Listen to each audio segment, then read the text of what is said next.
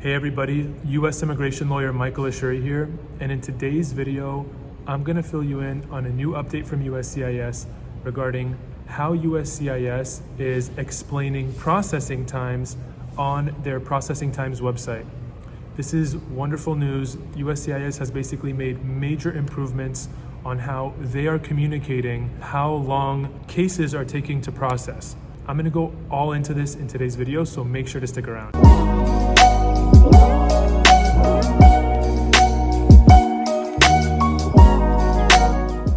Hey everyone, this is U.S. immigration lawyer Michael Ashoori. At my law firm, we focus on U.S. immigration, and we regularly post videos to keep you updated with the latest immigration news and to keep you informed on various immigration tips and other helpful information. So if you haven't yet subscribed to our YouTube channel, make sure to hit the subscribe button right away. So as I mentioned in today's video, I have some updates to share with you regarding how USCIS is going to be communicating processing times to applicants for immigration benefits. Basically, USCIS posted this news release, and we're going to go through that news release, and I'm going to explain specifically what it means. So let's get into this. So I want to give you a quick background on what has taken place historically, and I just want to give you some background information regarding what's going on.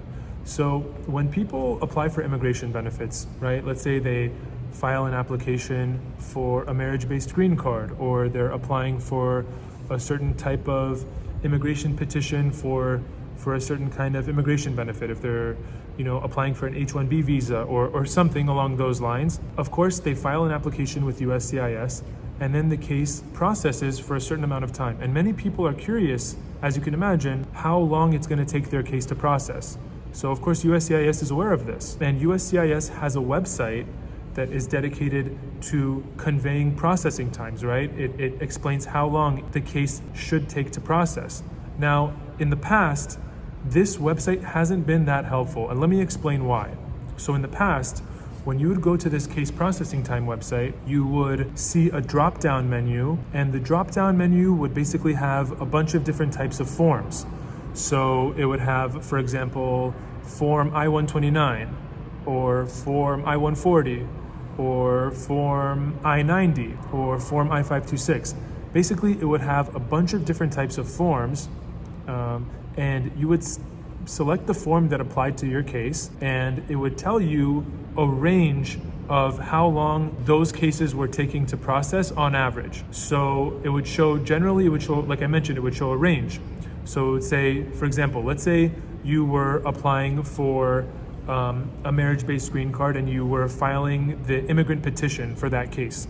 So you'd go into the drop-down menu and you would select I-130, and then it would show you a range of processing times. So it could, for example, it could say something like 4 months to 26 months. So as you can imagine, if you're seeing a range from anywhere from 4 months to 26 months, it's not so helpful, because you want to know approximately how long it's going to take your case to process, and seeing such a big range isn't so helpful. So that was one of the main issues with the case processing website in the past. Additionally, as I mentioned, when you would go about searching for the processing time for a particular form, it didn't specify the particular case type. So in immigration law, there are certain forms that apply to multiple different types of cases. For example, the Form I-129 can apply to multiple different types of immigration benefits.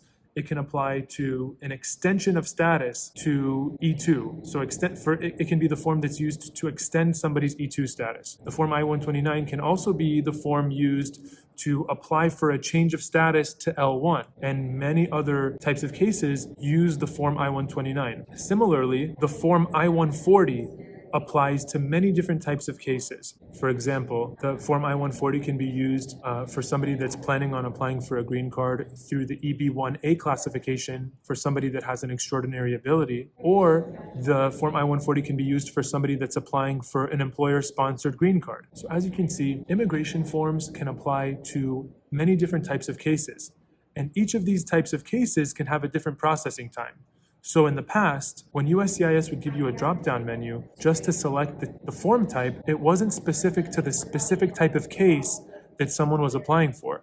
So it wasn't as helpful as it could have been. Now, I also want to give you one more aspect of how the case processing website used to be in the past that made it not so helpful. So something that applicants for immigration benefits often want to do is they want to know what they can do. If their case is processing for too long, they want to know what they can do about it, what they can do to speed up their case processing time. And really, what somebody can do to speed up their case processing time is to file a service request with USCIS. And basically, a service request is when you affirmatively reach out to USCIS and say, hey, what's going on with my case? So that's called a service request.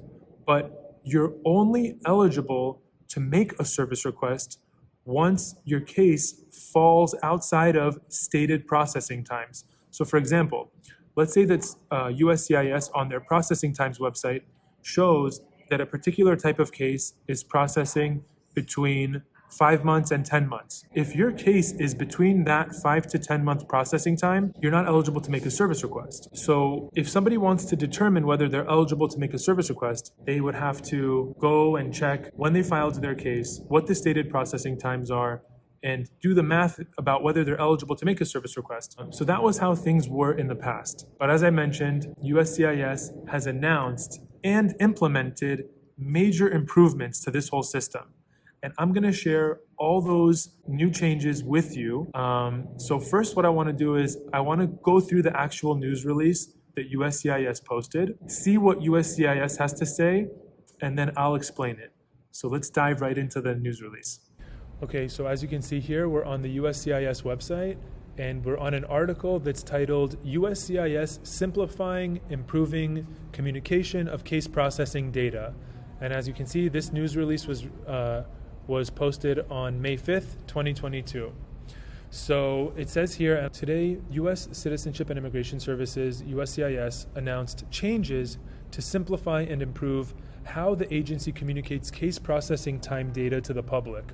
As part of an agency-wide commitment to improve transparency, efficiency, and customer service, the changes also make it easier for individuals to get an immediate answer on when they can make an inquiry into their case. So let's scroll down a little bit. And it says here, the agency's publicly posted processing times provide the public with the information necessary to understand how long it may take USCIS to process a particular form. For a single case, the processing time is defined as the number of months that elapse between the date USCIS receives the application, petition, or request and the date USCIS issues a decision. The estimated processing time for a particular form is based on how long it took USCIS to approve or deny a certain percentile of completed cases for that form over the prior 6-month period.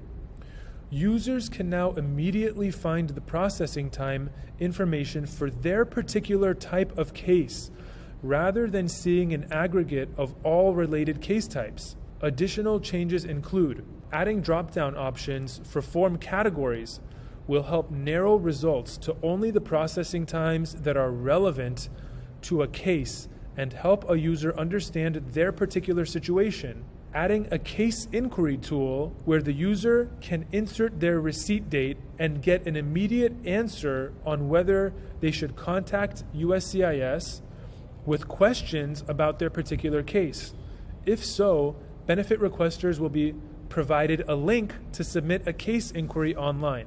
Third bullet point says, displaying a single 80th percentile processing time rather than a range to simplify the information provided and improve the ability of users to estimate how long it is likely to take USCIS to process a benefit request, and revising, streamlining, and adding more content to the processing times webpage to increase transparency, including a new frequently asked questions page and improved more information page. Processing times are meant to be used as a reference point rather than an absolute measure of how long it will take to process a particular case. Each case is unique, and some cases take longer than others to process, depending on the facts of the particular case. Okay, so thanks for sticking with me as I went through that announcement. Now, what we've covered so far is how the case processing time system was done in the past. And we just read this news update announcing the changes that USCIS stated that it would make. And I'm pleased to report that many of the changes that USCIS has stated in that article have actually already begun to take place. So we'll go kind of summarize what USCIS stated. The first thing is that, again, as we mentioned in the past, processing times were based on the form, but the form would apply to many different case types. So USCIS has changed that now. So what you can do is when you go to the processing time website, and I'm actually going to link to the processing time website in the description of this video. But when you go to the processing time website, not only do you select the form, but you select the specific type of case as well, so that when you get the time, the processing time is more accurate to the specific type of case that you have filed. So that's one major improvement. Another major improvement that we saw from this article is that rather than showing a range of times, USCIS is going to provide a single time that represents how long it takes 80% of cases to process. So again, I mentioned in the past that USCIS would show a range. For example, it could say something like 4 months to 26 months. That's not so helpful because oftentimes those cases that are taking 26 months to process are a select few cases, but they still include those in the range. Well, now USCIS said, we're gonna give you a single amount of time, a single length of time. And that length of time will represent the amount of time that it takes to process 80% of that particular type of case. So this is also another major improvement to help you determine how long your case is going to take to process. Now, again, yet another amazing improvement that USCIS has made to this web resource and this web page is that, again, I mentioned earlier, people want to know when they're eligible to inquire about their case.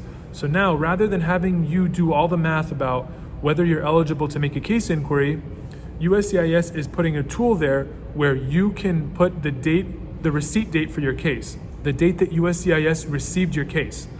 And you put the receipt date of your particular case and you push enter, and it will tell you whether your case is outside of normal processing times. And if your case is outside of normal processing times, it will provide you with a link to make a service request. So now I want to show you an example of actually using the USCIS case processing times website with these new improvements. So as you can see from the form, we're going to just select, let's just do an I-130. And the I-130 is the immigrant petition for a relative. And as you can see here now, there's a second category, a second space, where you enter the specific type of case that you're filing, like we discussed. So now let's say U.S. citizen filing for a spouse, parent, or child under 21 years old. And then it's even going to give you an option to select the field office or the service center that the case is going to be processed in. So in this case, we'll do California. And then we'll select Get Processing Time. And as you can see here, it gives you a single time, 9.5 months. Now if we scroll down a little bit lower, it'll give you that tool that we discussed where it says, when is your receipt date? So you can type in your receipt date there, and then you can type in Get Inquiry Date, and it'll tell you when you're eligible to make an inquiry with USCIS. So as you can see, these are wonderful improvements to how USCIS is providing resources for case processing times. Overall, I find this to be very promising, and I find this to be great news. And I'll tell you why. Because slightly before this announcement, USCIS made another announcement about how it plans to improve processing times and how it has a goal of tremendously improving processing times going forward. And we're seeing steps in furtherance of that. We're seeing USCIS focus on making changes to informing the public about how they can check their processing times and how long it's going to take their case to process, and having more transparency. And overall, I think this is a wonderful development. So I know this was a long video, and I know there was a lot of background information and a lot of information. I hope you found it helpful. Hope you found this to be a positive message for you. As always, thank you so much for tuning into this video, and I will see you on the next one.